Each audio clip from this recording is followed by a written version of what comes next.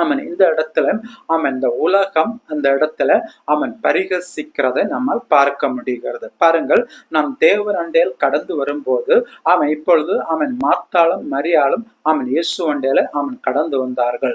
பாருங்கள், எப்போது நாம் உலகத்தை விட்டு பிரிந்து நாம் இயேசு அண்டையில் கடந்து வருவோமோ அப்பொழுது நிச்சயமாகவே இந்த உலகம் நம்மை பரிகசிக்கும்.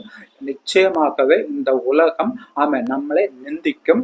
இந்த உலகம் நம்மை ஏளனமாக பேசும். பாருங்கள், இயேசு எத்தனையோ அற்புதங்களை செய்திருக்கிறார். இயேசு எத்தனையோ அற்புதங்களை செய்திருக்கிறார்.